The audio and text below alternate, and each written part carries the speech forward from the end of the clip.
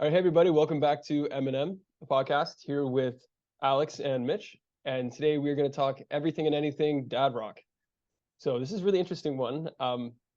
Mitch has had a lot of stuff here that we can kind of sift through here. And I just want to talk to him about 70s, 80s, 90s dad rock.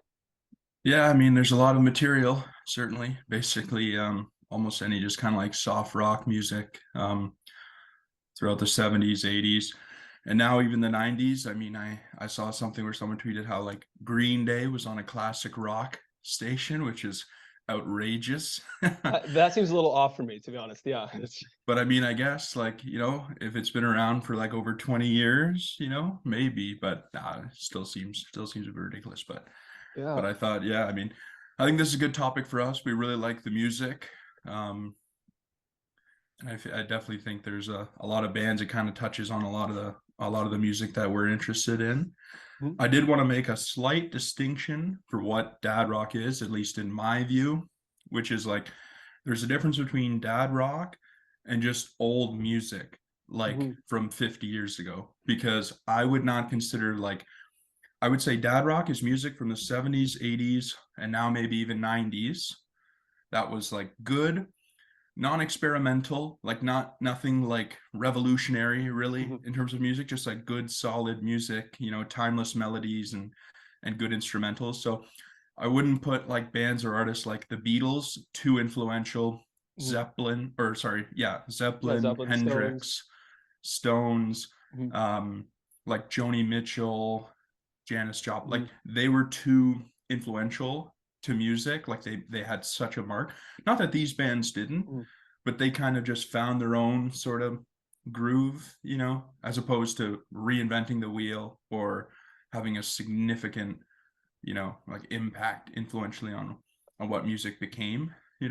I'd say that that's a good definition, because I know that we could say they're the backbone of the music industry at the time, where they didn't alter or push the boundaries of stuff necessarily. Like, well, they have their merits and stuff, but not, you said, like, yeah, groundbreaking Beatles, Stones, Zeppelin.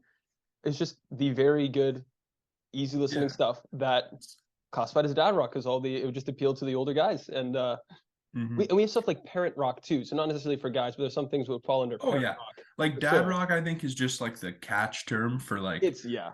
that's this kind of music. Obviously anyone can listen to this music, and obviously lots of women and whoever love this music from that time as well, for sure.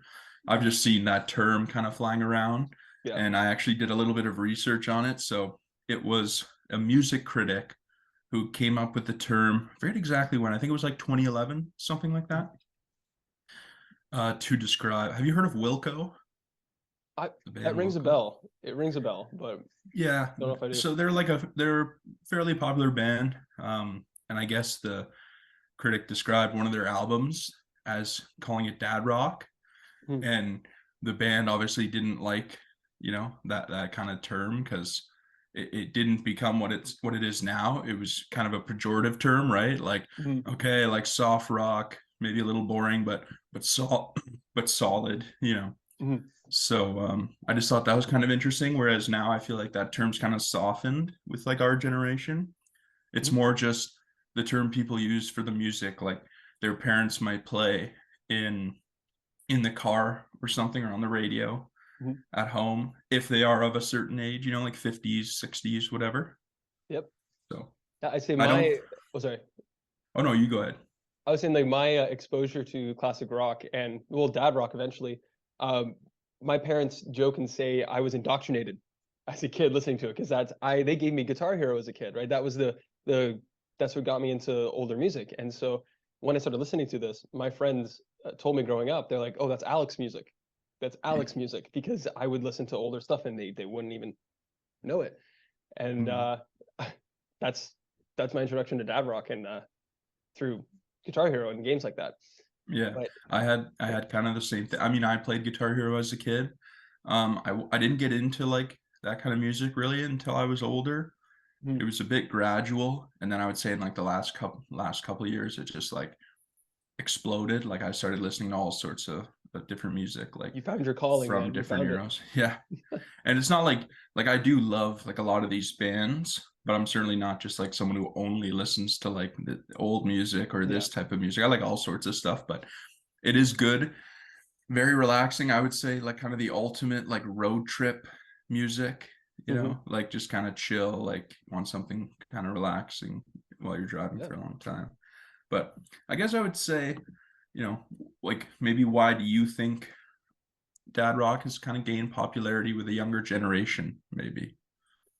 I think it gained popularity with our generation because I'd say it's just the survival of it. Like it's just the fact that it's been around and people like we're still talking about it today, even though it's been around like 30, like 20, 30, even like 40 years ago, some of the stuff. Uh, and I think it's the classic tunes and the hooks. It's just they become iconic over the years, and then they still become iconic because when you're younger, you're still listening to the stuff too. Like Mm-hmm. it's affecting every generation because there's such iconic like hooks and different it's a different time and different style of music because I know like nowadays I find a lot of music we were talking about this earlier it's a saturation of the music industry with like very similar sounds and the genres and stuff now, right? So I think Mm-hmm. people they see the saturation and then they kind of go back a little further and they find, oh, what's this sound? Oh, this is different. Then what's this band? And then they kind of go down this rabbit hole, like you were saying, right? When you had your gradual descent into the golden age of music. Yeah. I think for me, part of it is just you're right. Like it just kind of passed down from generations. It is good music. I think a lot of it is the beauty's almost in like the simplicity for a Mhm. lot of songs. Like one band we won't touch on too much in this section, but when we have a guest, we'll talk about much more. Would be like I think the Eagles are kind of the epitome of that, especially their early stuff. Like a song like "Take It Easy" is such a simple song musically and Mhm. lyrically, but it's just universal and it's timeless. Like there's nothing like there's not much specific about it. It's just Mhm. kind of like a story with a great hook, some nice, guitar to it, a nice kind of little kind of upbeat song.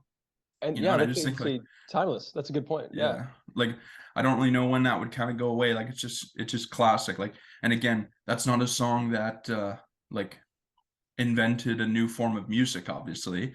It just was a well executed song Mhm. that fit perfectly with the time, and like really made sense for definitely like the hippies kind of in Mhm. California and that, just kind of like a chill song. Take it You easy, can man. imagine someone going across the country, stopping in Winslow, Arizona. But yeah, I Mhm. just wanted to use that kind of as an example. One Yeah. other thing I think that's happened, why there's been a resurgence for a lot of artists, is I think that the dad rock kind of skipped a generation where people who are like older than us, but not as old as our parents, maybe didn't like it as much Mhm. because they grew up in like the 90s where you had kind of alternative rock, which was very different to the 80s. Mhm. And I think some artists who would have faced like a lot of scrutiny during their time and criticism, maybe, like in terms of the music, I think as time goes on, that dissipates. So I feel like an artist who I thought a good example of that would be like Billy Joel, Mhm. who was a massive star, but there were like a lot of people who didn't like his music as well, and kind of had thoughts about just like, oh, it's kind of nonsense, like some of his songwriting, like it just kind of throwing words together, as opposed to having like a real profound message or something. Whereas the younger generation didn't grow up hearing about kind of the negatives around him or of other bands, so they just listen to the music at face value as opposed to having any preconceived notions about it, Mhm. right? And then you just listen to it and you're like, yeah, this is good, like I like this. So it's the falling in between in using dad rock as a measure in time. These are the generational gaps, the people who fall into the cracks who now are discovering it, right? Like, Yeah, and that's of course a generalization. yeah, um oh, for sure. but I feel like we're far enough removed from it now where there is no preconceived notions for the most part about any of these bands, Mhm. unless you're like a real like hipster music person. Everyone just kind of listens to it, and it's very different to what you hear now, like at least on mainstream. Again, like we talked about this last episode, I think it's important to distinguish like mainstream pop versus just other bands we may not have heard of or other musicians. Because it's not fair to just say there's no good music now. But I would agree that if you look at like the top of the charts and that sort of thing now versus 60s, 70s, 80s, I would agree that like it's not something that I'm interested in. I don't find particularly inspiring, you know, the music. But we don't have to dwell and be the old guys yelling at clouds about modern music. That's not what we're trying to do. But I guess like one thing we could also kind of talk about is just maybe how music's evolved, you know, throughout 60s, 70s, 80s. I guess like the 60s, to me at least, I guess you could say the 50s was the very start, but I would say the 60s was the decade where like pop music, meaning like Beatles, Stones, basically rock music, became kind of the norm in popular culture. Like obviously rock music is from the blues, which was around for a long time, but I mean just like popular mainstream bands and artists, like even Elvis, like they kind of emerged in the 60s. Chuck Berry, Jimi Hendrix. I mean, just look at Woodstock. Like whoever played at Woodstock, obviously, like was definitely kind of ingrained in that time period. And then I feel like the 70s was when the music kind of just opened up, and you had so many bands and different styles of music. Like you could say like punk. Some of the punk started kind of in the 70s, Punk, right? Funk was a huge Funk genre was in the huge. 70s. Psychedelic rock really took off in the Pink 70s Floyd. with Hendrix. Pink Floyd. Yep. So like I totally agree. I feel like the 70s was when it exploded, and then the 80s, I would say music kind of changed. There was lots of good music in the 80s, but I'd also say that was kind of the start of like technology kind of coming into play more with music. I And think there I would was say you know the 80s more than me, so maybe you could I'd say describe it. with the 80s, like I'm glad you brought up with technology, because I feel like there was a big push to be more like like tech future, like we're the future is now kind of thing. And so you see that kind of style and everything with the everything is pushing to be more advanced, and so you see that in music too. So the timeless, like let's say charm of like the music in the 50s and 60s, it kind of changed in the 80s, where you had a bit of used a lot of synths and stuff, right? And this is a big thing, an argument with that, with the technology. A big one that stands out to me is Van Halen, because when David Lee Roth, like he left the band, what happened was they started using, before that they started using synths more, and so Eddie Van Halen started using more synths with his music, and then David Lee Roth's like, no, we're a rock band. Why would we use synths? Because it was more poppy sound. And then so he left the band, and then arguably one of my favorite Zeppelin albums is 5140, and that was the one that had mostly synths in it, and without David Lee Roth. So it's cool that the 80s you had a shift from rock. They're like, it kind of changed what is rock. We're using synths in it now, and so I found that was a cool little jump in the 80s where you see a lot of that. Yeah. And yet even in the 80s, you still saw like some kind of more classic artists, if you will, who kind of stuck with that style. Like one that comes to mind to me, he's one of my favorite guitarists of all time, would be Stevie Ray Vaughan. Just like an outrageous blues guitar player, like talented, insane. Like honestly, I would put him, like for me, we could probably have an episode on the greatest guitar players, but I would have him in my top 3 personally, for sure. Like you watch this guy, like just outrageous. Now, the thing is, and he was incredible, but you could also probably say there would not be Stevie Ray Vaughan if it weren't for Jimi Hendrix, because Stevie Ray Vaughan played a ton of covers of Hendrix, and that was obviously like his main inspiration. Like pretty much any great guitar player who came after Hendrix, obviously he kind of like he opened up like a world of opportunity with the guitar, obviously. But I mean, Stevie, some of the songs he would play of Hendrix, because Stevie was probably a bit more of like a technical player, whereas Hendrix was just an incredible like improviser, coming up with different sounds, like manipulating the guitar. They go Like by he was a feel and field everything, guitarist. Whereas like Stevie Ray Vaughan, just his technical ability was incredible. So, I mean, if you're into guitar, if you like Hendrix, like I'd highly recommend just on YouTube, whatever. I got to drop in Stevie Ray Vaughan, Little Wing. Yeah, that's one of a great one. The best guitar work you'll see it ever.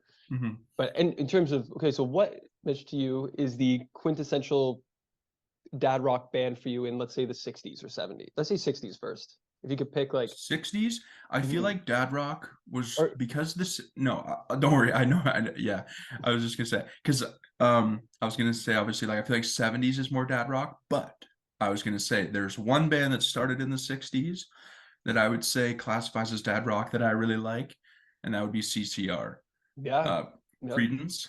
Now obviously Credence, they had some songs with some good like messages, with them, like it wasn't just, you know kind of easy music. Like they had some kind of statements in their music, but for the most part, just like really solid, good music. Definitely American, like an Mhm. American band, I would say, in terms of their influence and what they're writing about, like the Vietnam War, Yeah, like obviously, the and Fortunate Son was Unfortunate Son. the big meme song. Everyone now just like that's That, Vietnam War. That's the anthem, yeah, right? it's so annoying. Like it's not annoying, but it's funny because like that's just like a great song, but because people have heard it so much and heard like seen it in Vietnam movies, it's just Yeah, like it's almost just like a joke, a trope. Like it's a it's trope just like, now. Yeah, oh, okay, yeah. It's like yeah. this is a Vietnam song. Whereas like if someone had never heard it and then just listened to it, they'd be like, wow, like this is really good. Mhm. But that's what happens when you have a popular song, Oh yeah. obviously, and when you let it be in like all those movies and stuff. And so yeah, CCR, that's a good band for. I'd say that's a very dad rock. And I nothing else comes to mind except the Stones, but we said they're too influential. But I would Yeah. consider them more like we'd say first generation dad rock. Let's Mhm. say that. But I see this. Yeah, CCR is a good one. But I know in the so 70s. I don't know. What about Hall and Oates? Oh yeah, I Hall and would Oates too. definitely. They're obviously on the poppier side, Oh yeah, but just yeah. like a really like they just got a lot of like catchy songs. Like Mm, again, like they didn't reinvent the wheel with their music, but no, just no. good songs, catchy, good hooks. Like Mm, I would say they're almost a hybrid 70s 80s because they did have a little bit more like keyboard and yep. kind of a little bit of that more poppy modern sound, but they're definitely one I had in there. I mean, there's so many, but like to me Bob Seger's almost the epitome of dad rock because Mm, I feel like I don't know, like my dad loves him, so I know that's kind of how I got introduced. mm. And I just feel like his music again just very like grounded lyrics, more on the simpler side, but just really good. He has a great voice. But like Van Morrison, Oh yeah. Springsteen, Van Morrison all is up there for me. It's because like you said, it's the easy going mhm, kind of style, which is kind of that's how I would classify a lot of dad rock. So mhm, for me, the pioneer band for dad rock, or I say modern day dad rock, is the Doobie Brothers. yeah, That's a band I say the pioneer that because one of my mhm, favorite ones like Long Train Running mhm, and uh listen to the music, right? yeah, It's simple. Listen to the music, classic. right? Like classic, easy going songs, right? Mhm, I'm gonna write. I'm yeah, gonna write the. and I'm writing the names for everybody here listening. I'm writing down mhm, just like the popular music next to what we have here for. and we'll definitely we'll put out a playlist Mm, after after this episode airs. We'll probably just put the link in there. So yep, if you needed a dad rock playlist, we're your guys. But yep, I guess going back to kind of how music evolved too, because I think that's part of dad rock is it's like it represents kind of a period of time, even though it's kind of gaining like more like 80s 90s because as mm, time goes on, obviously the music gets older and is more dated in terms of how different it sounds to modern music. But like you look at the 80s, I would say the 80s was the start of modern pop music, like mm. what music sounds like now. I would say Yeah, that those are was the like start. the bones that kind of built it. Yeah. Yeah. Like, and obviously some artists go out of their way to kind of use that 80s sound today. Like you can look at like the Weeknd's last two albums, like he's a massive Mhm, artist. Again, like that's an artist I like, a modern artist. mhm. Um his Bruno last Mars two with funk albums, as well. Bruno Mars, Let's put that yeah. in there. So I would say like the 80s was kind of the start of that kind of pop sound that we know today and have for the last couple decades. And then the 90s was a reverse where you had young people growing up in the 80s listening to like that kind of like poppy sound, whatever. And Mhm. we're just like, screw this. And then you had like grunge and new metal and It's the even just angsty like generation now. yeah, even just like alternative music, like even like Counting Crows or Hootie and the Blowfish, that sort of thing, like Yep. very different to the 80s sound, right? Distinctly, I would say, alternative rock in the 90s, where everything kind of was sad or angry. You know, there wasn't a lot of just like happy-go-lucky Mhm. songs in the 90s, right? Yeah, it was, you're right, complete reversal, and you had your angsty anthems Mm-hmm. in the 90s, and so you saw a lot of like power ballads too. Well, the 80s had the love power ballads, and the 90s had, you had those like those brooding angsty anthems, I'd say, right? Mm-hmm. And then in the 90s, now the interesting thing about the 90s was there was a huge split between what was big in America and, like, we'll say North America because that's where we're from, but like North America versus England, because I would say America and England are kind of the two most popular countries, obviously, for rock music, English rock Mhm. music at least, like English speaking. Mhm. And there was a huge difference between what music was big, because in the 90s it was obviously like grunge. So you had Nirvana, Pearl Jam, For a Window, Soundgarden, Mhm. Alice in Chains, those type of bands, as well as some alternative, like I mentioned, you know, Counting Crows, Hootie and the Blowfish, that sort of thing.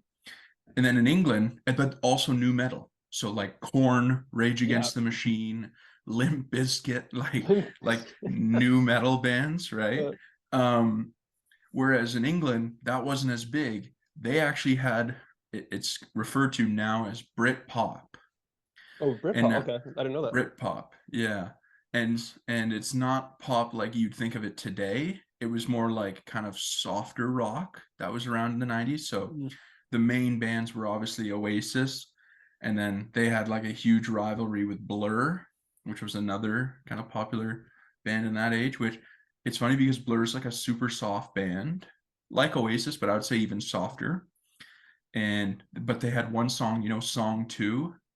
It's like woohoo, Oh, you know that one. no. We said, hey, That one. you sing, you can sing stuff here to clarify. Yeah, Yeah. it's a great one. So like it's, I just find it funny because they're like a super soft band, but they came out with like, that's pretty much like a grunge song, Mhm. you know, and like they played at like stadiums and arenas and that. But yeah, just kind of like the difference between the two countries, I guess, music in the 90s. Mhm. But yeah, I mean, I guess to get back to our main topic, obviously dad rock, there's a lot of bands you can choose from, and I would say like one that really fits this description would be like Crosby, Stills and Nash, Mhm. and Crosby, Stills, Nash and Young. Yep. And obviously R.I.P. David Crosby, he was Yep. like Mhm. one of the main, I mean there's only three or four of them, but he's Mhm. kind of the driving force for that band, as well as the Byrds, which were a 60s band, Mhm. kind of similar to the Beatles a little bit. um yeah, he passed away recently, but definitely a legend. And I mean, he's, the music's there, that'll Mhm. always live on, right? People can listen to it, and that's what you want as an artist, right? To have your art kind of last, obviously, Yeah, and when you a write the long timeless while stuff, after it's you're just gonna there. keep, it's Yeah. gonna keep going, right? Hmm. Mhm. But it's interesting because we're kind of putting a list together of what dad rock would be, kind of. And you ended up kind of putting in some 90s bands. Now, I will call a flag on one. I will call a flag on one of the bands you added. Which one? The Killers, I don't think can be You described. don't think Well, it's not yet, anyways. But I I feel like think that's gonna be, maybe that's like the emergence of yes. it. Yes. I think I feel like their music could probably fit into dad rock, the music itself, Mhm. but I think they're too modern. I think that's where They're we still draw the playing line. today. They're still. You're right. I think Yeah. that's like, that is the going to be the fourth generation of dad rock, where in like Yeah, maybe 10 years. that's like the next Yeah. generation, like our kids, whatever, like the next generation after us would be like, oh, that's dad rock. Like Yeah. Nickelback will be dad rock. Nickel. Yeah. That's Yeah. arguably, I would have said Nickelback would be closer now to dad rock, but it is. You're right. Yeah. That would be the one where it's like, oh No, yeah, see, Nickelback's a funny one because they could probably fit in even though they are they're little, not, and but it's actually just because of the whole jokes with them and everything. Because everyone makes fun well, of that's Nickelback. I the don't know why thing. they get Like, so much crap, man. It's I know. Well, it's starting to turn around. Like yeah. it's so funny because it's so ridiculous. Like just how the internet works and like meme culture, where everyone just picked on this popular band for like 8 years for no reason. Like obviously, like I'll be honest, like I'm not a huge Nickelback fan at all. Um, but like there's lots of bands I'm not a big fan of, right? It doesn't mean you Yeah. need like constant memes and jokes about them, but I think it's turning around. Like I think people are kind of like, okay, let's cool it, you know, Mhm. like we've had our fun, you know, Yeah, and making fun of them. I was a big Nickelback fan as a kid, to be honest. Like I remember listening to him. I was like really young. My dad listened to it. I like Nickelback, and then Simple Plan too. I was a huge Plan fan, and I think again that's going to be the next generation. But Mhm. in terms of so when we think of dad rock, we do have the earlier like the pioneers, and then we have kind of like that cusp we were talking about now, just like what's going to be the next. So in terms of your definition, and what do you think now is like the dad rock bands, or like Mhm. because I won't stick you to one, but what do you think? Would it be more 80s, like early 80s or mid 80s kind of thing, 90s? I feel like I'm definitely biased because I kind of go off of what my dad listened to, because that's Mhm. obviously how I got introduced to this music as a kid, and then kind of got back into it later when I sought it out. But to me, it's the 70s, I would say. I think that's the sweet spot because again, I feel like the 70s was like the music exists in that time, and then it hasn't really influenced much since, if that makes sense, which is not to say it wasn't good music. Like I would say the 80s has had a bigger influence than the Mhm. 70s in terms of music later in like the 90s and 2000s and whatnot. Yeah. And then the 60s was massively influential, kind of just by opening the door to rock music and different types of music and pushing the boundaries of like morality in terms of what could be shown on TV Yeah.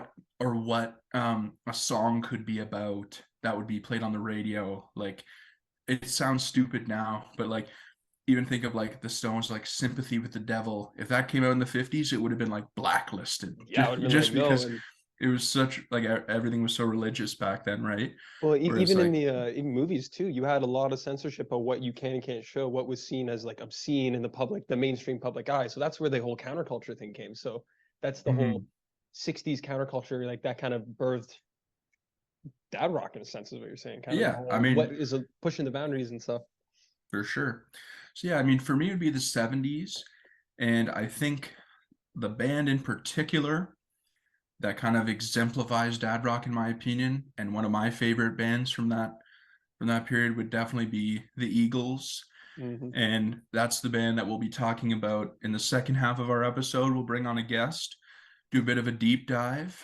And yeah, I mean, they're one of the most popular bands of all time. So it'll be great to kind of dig through a little bit of their story, their career. But it should be great. So stay tuned for part two.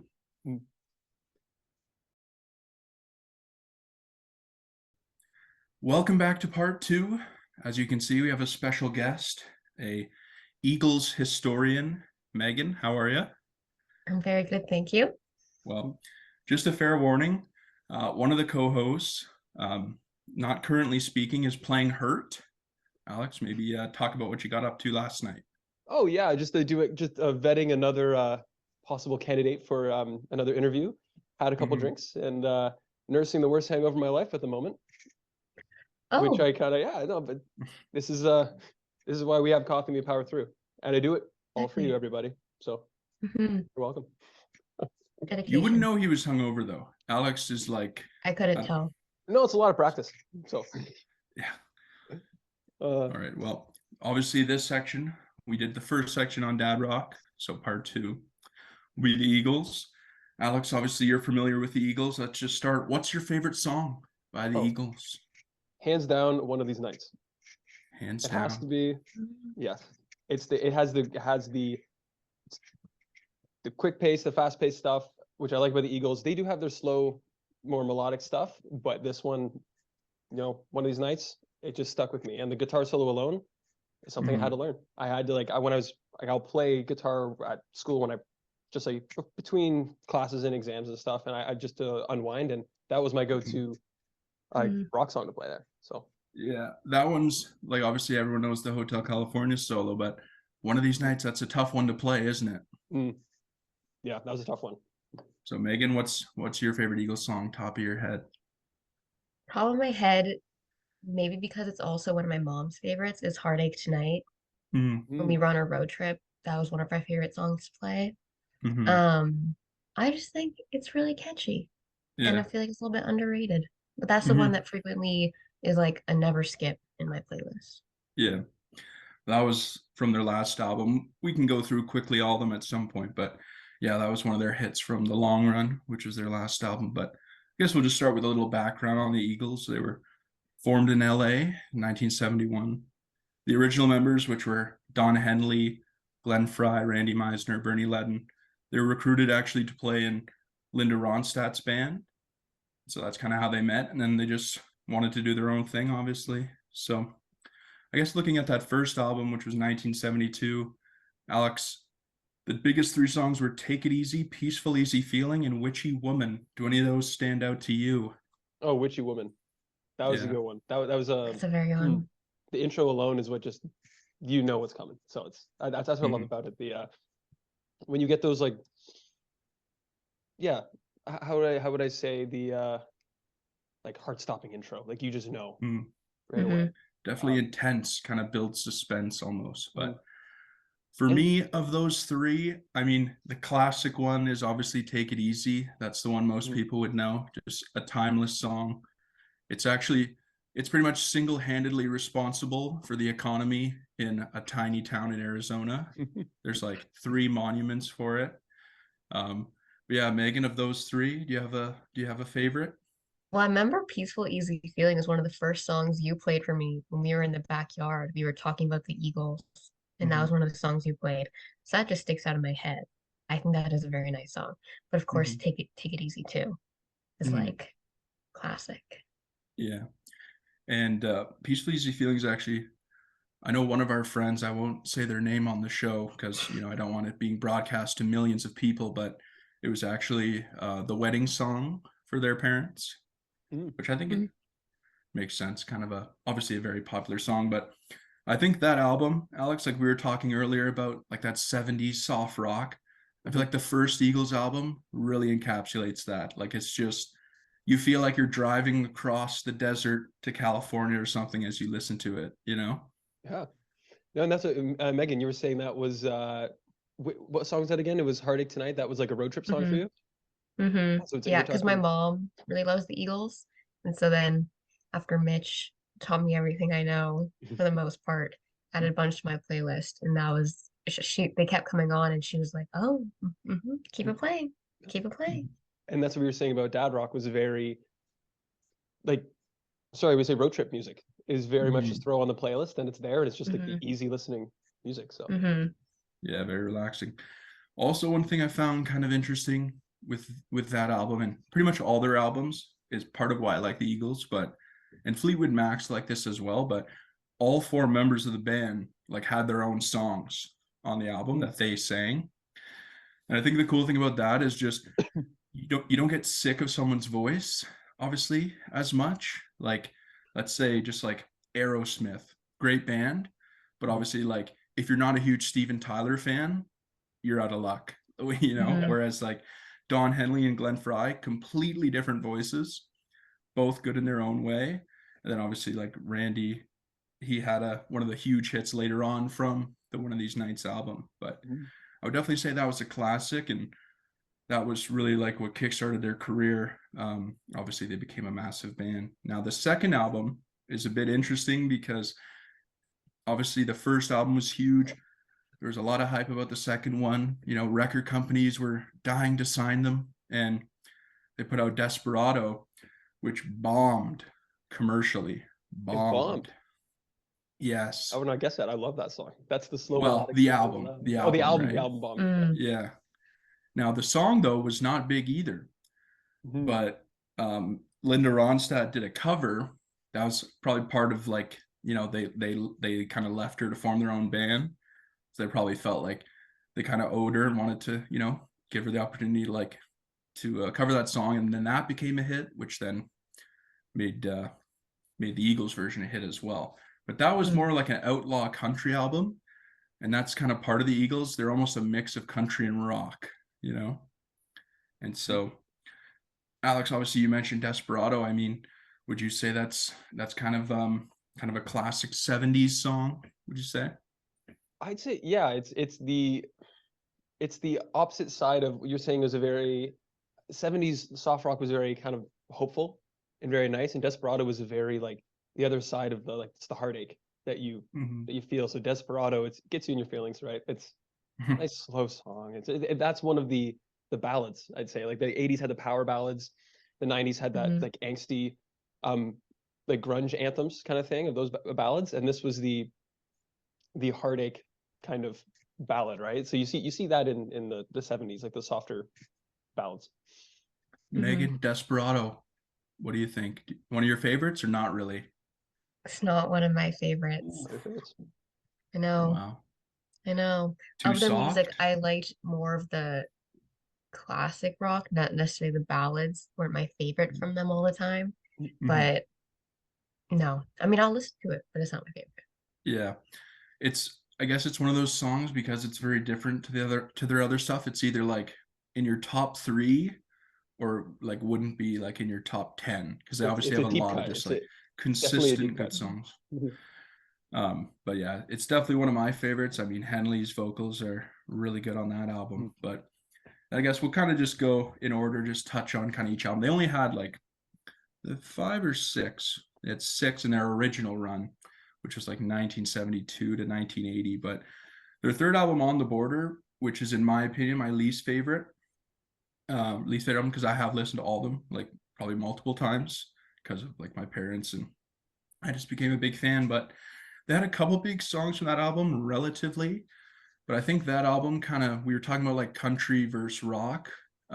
This was like the tipping point where you had the first 2 albums more on the countryside, and then this album was like right up the middle, and they ended up adding Don Felder to the band, which was huge because he was like a great guitarist, whereas before that they didn't really have one. So the 2 big songs in this album were Best of My Love, which is a very soft song. I'm not a big fan of it. Like I like their soft stuff, but I'm not a big fan of it. And then Already Gone, which I must say I think is their most underrated song in terms of like it didn't chart that well, but I think it could have been just like a classic. You like that song, Megan? Yeah, I remember it's in the few that I've kept in my playlist. There's like a handful from the different albums. Already Gone is definitely up there. It's just one of those like, it's like a timeless song. Like it's very simple, but it has good music and obviously like classic harmonies, right? Like, do you know any of the songs from that album, Alex? Like it's really, I would say the one that really doesn't have not historic, but just like a really memorable song if you aren't a big fan of the band. Yeah, I do like the Eagles, but not as big a fan as our resident scholars here. But On the Border, honestly, I don't know. I'm looking at the stuff here. I'm adding to my playlist currently right now because I don't know many of them. I don't like Best of My Love. I think I have heard of it though.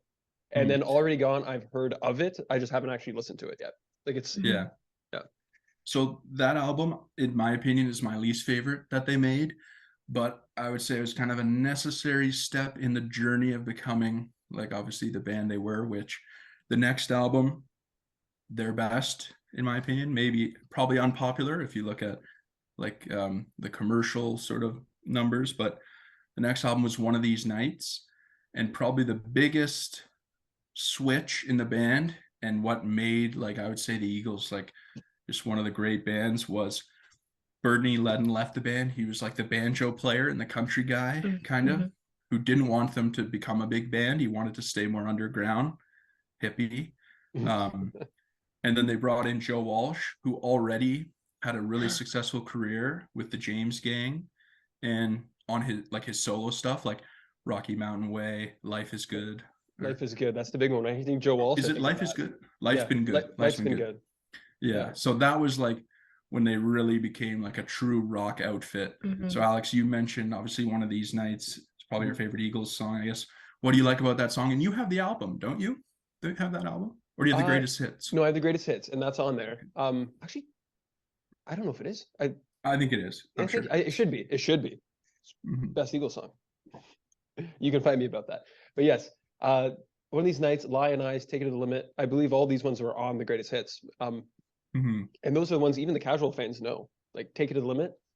Come on. Like you've heard that no matter if you sought it out yourself or if you've just heard like you're in the car, you're in the radio, or just happens that your parents listen to it or something. Like Mhm. you're definitely gonna come across that song because it's just the easy radio hit.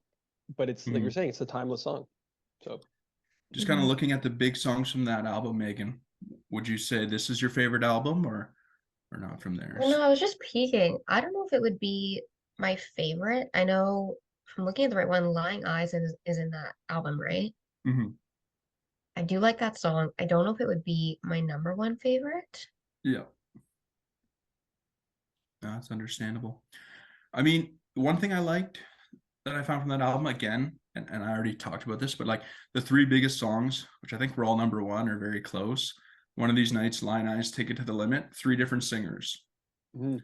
which I just Mm, enjoy. It just like it gives them obviously a little more variety, right? Like in terms of like the vocals, and you don't get sick of it as quickly. So obviously One of These Nights, Henley, Lion Eyes, Glenn Fry, and then Take It to the Limit. And one of the funny things is like a lot of their songs are in like movies and stuff, and some of the older shows. Mm. So have you heard of the show Billions, either of you? I I don't heard of think it. so. Billions Mm. on Showtime. It's a very popular show with Paul Giamatti, but they have like an episode called Lion Eyes, and like that song is like played a couple times throughout. But Mm. yeah, it was good. But I think the biggest thing from that album, which in my opinion was the best, is like if you listen to the album, like I recommend listening to the whole album. The deep cuts from that album are really good. Like not Mm, just the hits, which I find the Eagles, like when I compare them to other bands I really like, I would say they don't have a particular album that I love as much as other bands. Like one album, they just have like it spread out. So I think that album is probably the closest to what I would consider like a complete, like great album. And then Mhm. hmm obviously the next album is the classic, the one everyone knows, Hotel California. Mm. Tons of hits. I mean, that was like definitely their pinnacle as a band. Alex, obviously you're familiar with the album as a big music fan yourself. Yeah, and what's funny is a New Kid in Town. That song, I have a very specific memory of that because our next speaker who's going to come next week, we were in a band together and we played open mics all the time, and the house band always plays New Kid in Town, and it was the drummer mm, there. He looked like Don Headley, like he had like blonde hair, he had the headset of the mic, he was singing and he was just playing, and he wanted to be in the Eagles, and Mhm. every time I went there, every week without fail, New Kid in Town Yeah, right there. So it was just good song. that's and yeah, Life in the Fast Lane, Hotel California, some of my favorite stuff to play. Uh yeah, that has to be, this is their biggest album. That was a true rock album. This one, I Mhm. would say. Megan, is this one your favorite? I think so. Like looking at the list again of like the songs that are included, I think it's because it is the most famous one. It's the one that I remember hearing most too, like growing up when like Mhm. my family loved listening to it. So I don't know if it's necessarily like my personal favorite, but definitely in terms of like nostalgia for sure. So Mhm. it got a hold of you early there. So what would be your hmm favorite song in this album so far? In this one, Mhm. maybe New Kid in Town, honestly, or Hotel Mhm. California, or Yeah. Life in the Fast Lane. Yeah. Life in the Fast Lane. Okay. All That's right. a You sign of a flipping and good flopping there. album. Yeah. Yeah. I think, yeah, I like my favorite is One of These Nights, but it's very close with Hotel Mhm. California, obviously. Like Mm, that's Oh. definitely their best album. Like it's ranked very high if you look at like Rolling Stone's top albums and Mhm. that like it's pretty, it's definitely their highest ranking album. And again, just like like a very complete album. And the biggest thing though, again, what kind of I would say the lineup for that album is the lineup that I consider the Eagles' peak, which would mm, be Fry, Henley, obviously, Randy Meisner on bass, and then Felder and Walsh on guitar. Because them playing together was amazing. Like they had such good chemistry, and the Hotel California guitar solo is two solos. Oh yeah, the mhm, overlapping harmony of the solos was, Oh, so good. heaven's And my then friend. you see them playing together, and like they were like good friends with each other. So they had such good chemistry, and they try to like one up each other. Like that's what makes good music, right? It's Mhm. like mhm, almost that internal competition.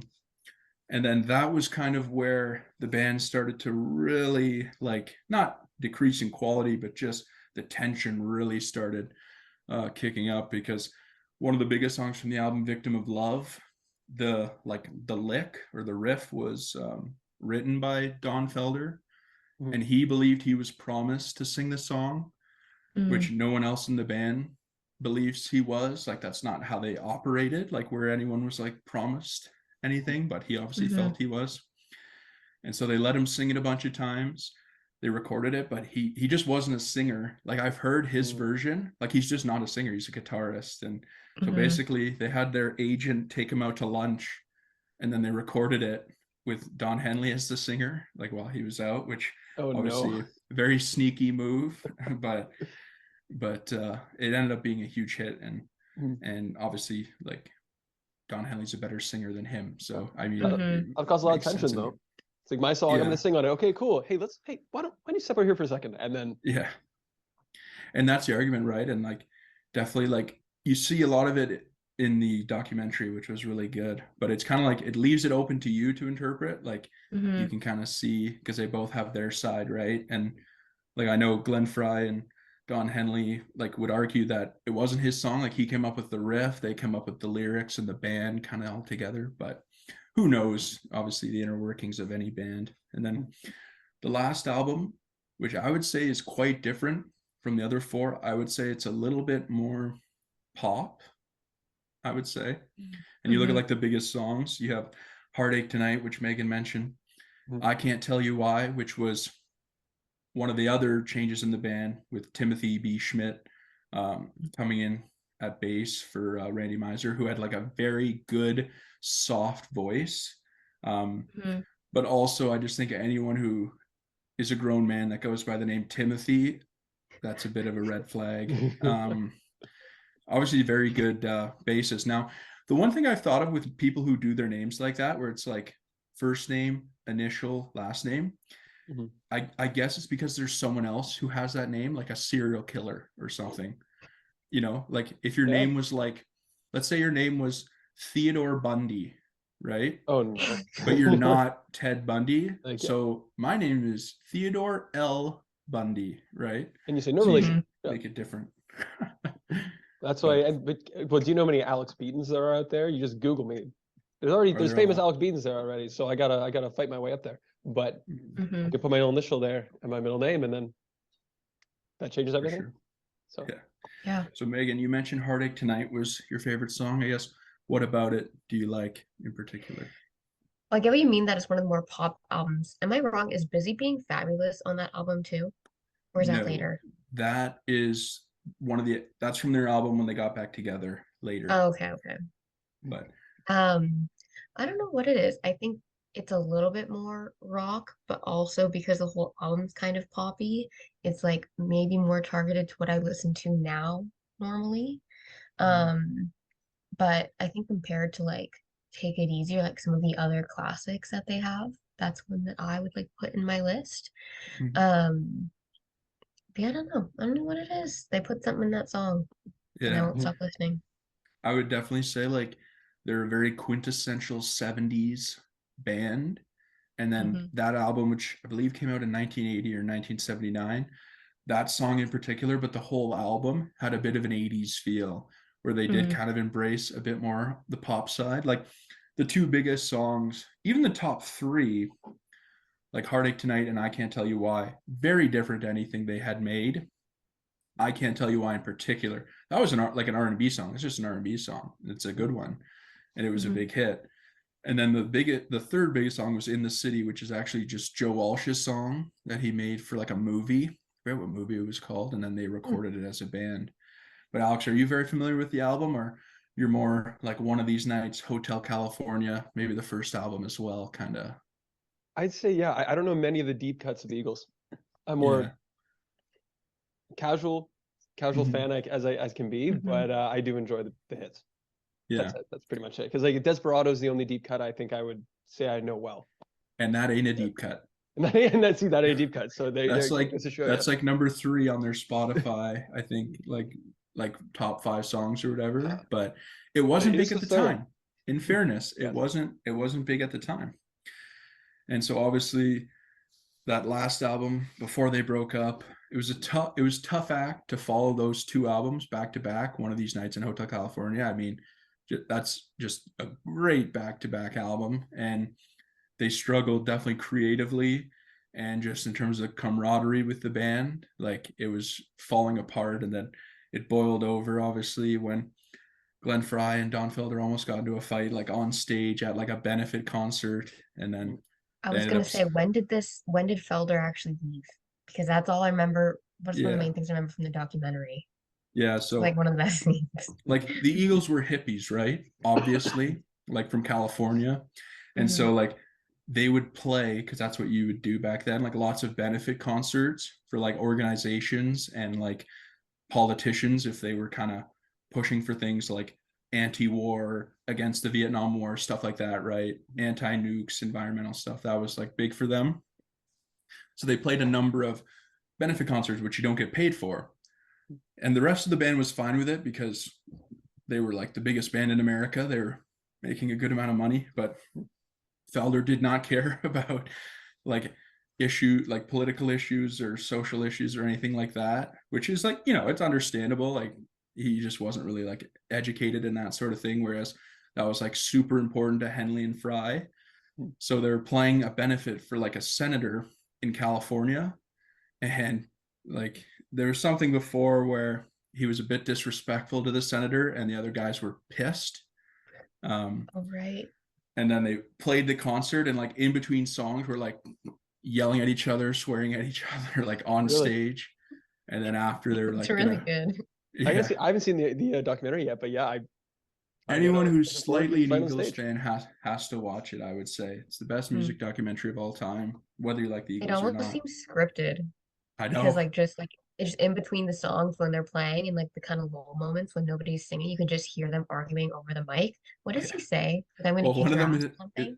yeah, like they were like legit, like the one, like he was um like I'm gonna effing kill you, like all this stuff, and like complaining about pay, like legit complaining, like Don Felder was complaining, like, yeah, you care, but you don't care about the people you pay. And Glenn Fry's like, I've been paying you for 7 years, you fuckhead. Like it's pretty funny, like when you hear it.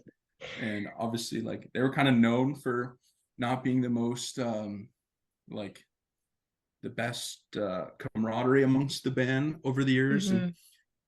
kind of makes sense when you consider the turnover. I mean, the original four, right? Two of them weren't there by the end. They had three new players in the band.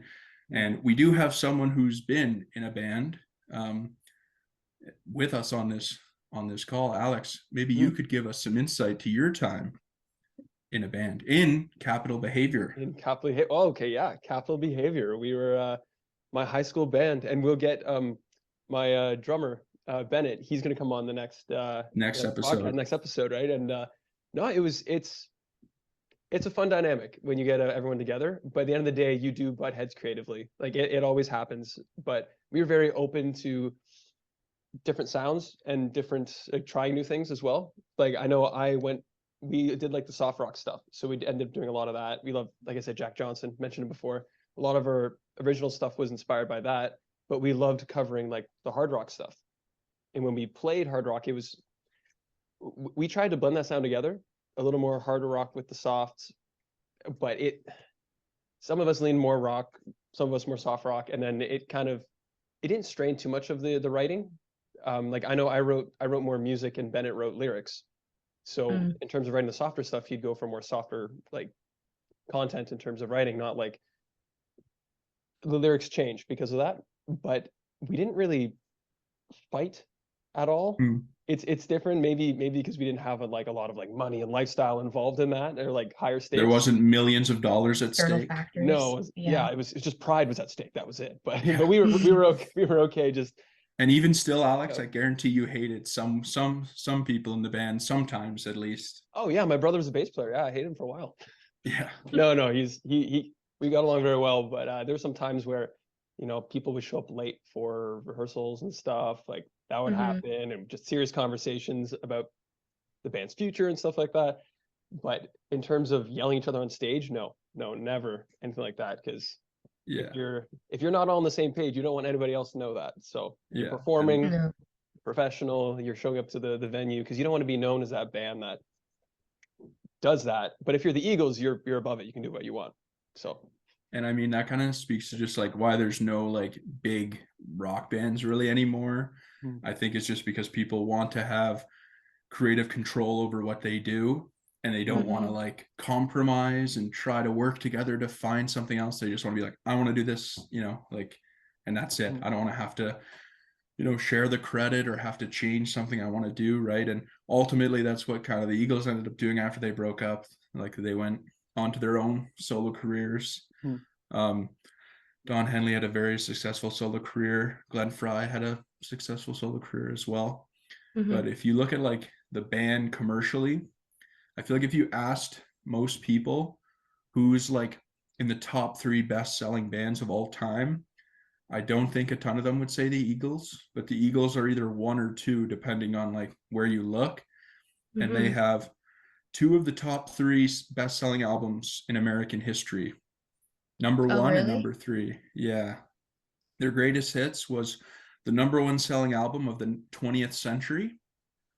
Oh, wow. So consider what music was put out in the 20th century: Beatles, Zeppelin, the pop artists, Mariah Carey, Shania Twain, anyone, Stones, whoever, like tons of different music. And they had, it's not the best-selling album anymore. It's now Thriller. But in the 20th century, like from 1900 to 1999, that was the best-selling album. So interesting. Pretty good feather in the cap. And then they also have the 3rd highest selling album in American history, which is Hotel California.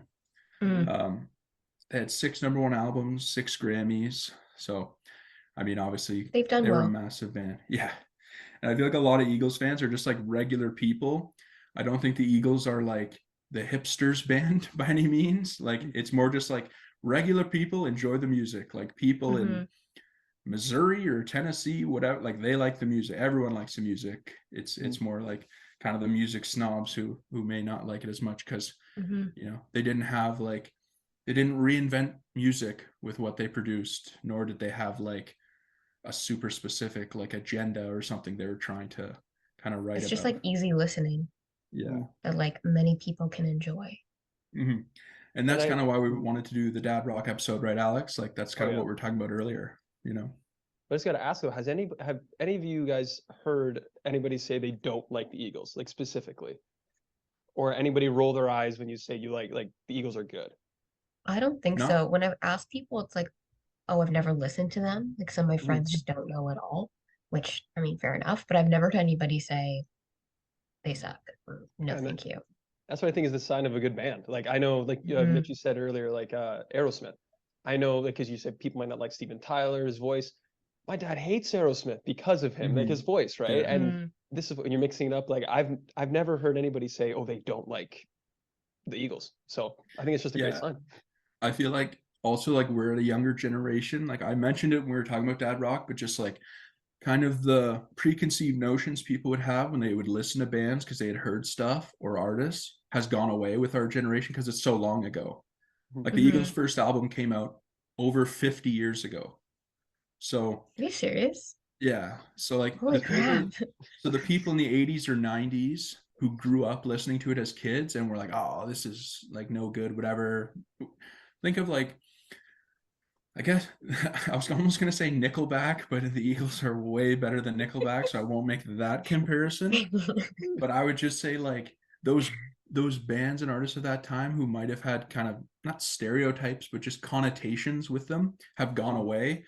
So people our age just listen to the music at face value and it's like, oh, this is good. Like this is catchy, it smooth, whatever. So yeah, like I would say music though, Alex, like people who are like big music snobs, they probably don't dislike the Eagles, but it's probably not like one of their favorites. But I think it's like the everyman likes the band, like just like the regular kind of person. But and then I guess, want to do a little, where are they now, right? Where are the Eagles now? You're probably asking yourself. Like I said, the first album was 50 years ago, the first album. But they are still touring in 2023. I heard, yeah. I wanted to go see them live. My parents went. They went? When? Did I tell you that? No, I didn't know that.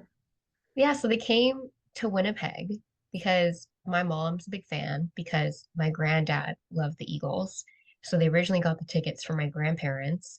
They were very expensive. For their anniversary, I think. Then they got sick and couldn't go. So my mom was like, I'm not gonna waste them. So she took my dad, and he's kind of indifferent. And they said it was funny talking about like band dynamics earlier. My mom said the music was incredible. Like them as musicians is great, but Mhm. Don Henley apparently didn't even talk to the audience until like 10 songs in. Like Hmm. they just kept playing. They turned off the lights to reset when they needed to, and then they would just start playing again. And they didn't talk to each other. They barely talked to the crowd. It was like solely about the music, and then Mhm. ended, and everybody went home. So So she did said it they was really go? good, but like Yeah. so different from like concerts now when it's like all about like them screaming, people are singing and clapping, and it's like a Mhm. big, much more of like a interactive show Mhm. versus like just listening to live music.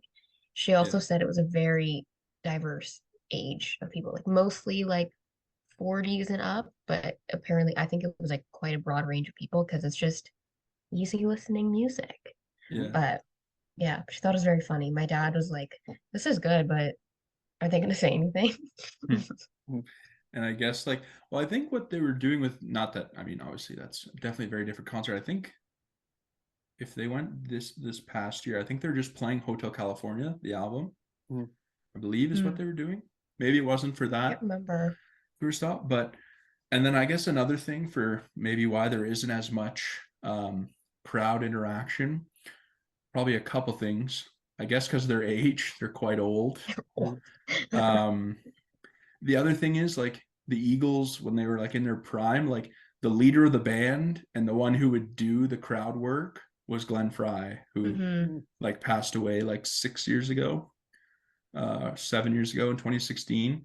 So like Henley is not really a front man. He's like a musician, so it That's probably Hmm. telling of the band, right? doesn't So really come natural. the music Yeah, speaks for itself, right? They don't need to work a crowd like people do now. And that's the hardest thing to do, work a crowd, especially if you're Yeah. the stadium, right? But you think they're doing it for 50 years, they'd be able to, but now it's just, we're gonna play music. It's Mhm. pretty hmm, funny though that like they're in like their mid 70s and they can just show up to an arena that's sold out, play the songs, and people are like, yeah, like Yeah. this is good. Like, because hmm, even if you listen to Henley now, like he still sounds, for someone in his 70s, he sounds pretty good, like even for now. sure. My mom said it And was very good, but yeah, it's just him that talked. Nobody else really said anything. He that's would just be surprising. like, "This is next. Hmm. Thank you," and then they kept Hmm. going. But I didn't even think Yeah. about that because I guess you're right. Glenn Fry was the talkative one. Yeah. And who knows too, like with the schedule, maybe that was like their third show in 5 nights, something, whatever. Hmm. Because I knew someone else who went who said like Joe Walsh was kind of the one who was um, Oh. doing the crowd interaction, but obviously each show is different, so who knows? Hmm. But yeah, so they are still touring. They obviously have a different lineup now because when they got back together, Don Felder was part of the band, but then they kicked him out again because he Was was, he really? yeah, I like didn't when they know got he back together rejoined. yeah. Once again, it was over money because he Mm. thought he should be like getting paid the same as Henley and Fry, All comes down to money. Hmm. which like on the one hand, I get it that like in theory bands should all be paid the same, of course, and in some cases that's what it is. But like when you consider the solo careers afterwards, like those two had really good solo careers. The rest had nothing, like no solo career. So in terms of Hmm. who was bringing people, it was those two, right? So Right. I get where they were paid more. They kicked him out again, but I believe right now the way they're going is so Don Henley, Glenn Fry's passed, unfortunately, obviously. Timothy B. Schmidt, Joe Walsh, and Vince Gill, who's actually a country singer, uh, or he was like in the 90s, but he sings like the Glenn Fry songs for the most Oh, part. okay. And then for 5 years, Deacon Fry, Glenn Fry's son, played in the band and played a lot of uh, Glenn Fry's music. So that was obviously cool for him Hmm. to tour with the band and that. But yeah, I think he left last year. So you can still see them in concert. It's kind of hard to imagine, but it is cool, obviously, like how their music's held up. And like you said, Megan, because they say it too, is like you go to an Eagles concert, there's 3 generations of people there, Hmm. which is obviously unique. Hmm. Yeah, well, like a lot of things don't, like comedy, for example, tends to not age well. Like things become not funny anymore. Yeah. And it's not the same with music as much, but especially like with rock like that, especially Eagles, like just like soft kind of like listening rock. I Mhm. feel like that's why it's never gone away. Mhm. And you can look at bands like there's bands who are huge in their time, and it's not that they've done anything wrong or that the music's all of a sudden bad. I would say it's just like the way it hits people's ear all these years later. Like the Who, Alex. The Who were massive, massive, Oh massive, yeah. massive in like the 60s and 70s. And they still are big. But if you look at Mhm. like streaming numbers, like they're nowhere near like the Eagles, for example. Mhm. Even though in the 70s it would have been like the Who are probably bigger than the Eagles. I would say Queen is the biggest example where they're more popular now than they were like Mhm. in their prime, you Oh, know? 100%. And then you get those love letters too, like Bohemian Rhapsody, like the movie. You get those like Mhm. Yeah. biopics and everything, and there's like, and there's the Elvis movie that came out too. So you get these love letters to this like older kind of music that also brings new fans in. Mhm. Mhm. Yeah, because I'm a huge Elvis fan, and then when I watched the movie, I was like, oh, that song, I love that song. And then there's a few I didn't know, and so Exactly. you learn. Mhm. Even Rocket Man, like Elton John. I Hmm. mean, is he's the one where he was still alive when it was made, of course, but I think it definitely like there's always like remixes now, like on the radio. He's doing like mashups of his own songs with new people. So yeah, it's like a return. Yeah. Return, it'll never The die. Just circle keep of going. music. Hmm. But yeah, I mean, I think that's kind of the perfect place to end, just how like music from several decades ago still kind of comes back around. And even though it evolves, like there's still certain things that just translate anywhere, like good melodies, good harmonies, which is, I would say, what the Eagles are known for, probably the best harmonies of any rock band. Like, no one doesn't like harmonies. No. There may be aspects of a band you don't like, but everyone loves a good harmony and a good hook, right? Mhm. Hmm. So yeah, I mean, I think it was a good show. I guess we'll just leave it there. But thank you for coming on, Megan. That was Yeah, no, great. Thank you thanks. for having me. Yeah, Very exciting, we'll have to get you on again for another episode in the future. Mhm. for sure. All And right, we'll sounds good. get the Dad Rock playlist for everybody here, and I got more of the Eagles to listen to as well. Yes, you do. We have Yes, you homework. do. Mhm. All right, we'll see you next week. Save it for the podcast. Save That's it. perfect. What you're I'll save talking that. I'll about. save That is that. Yeah. absolutely perfect.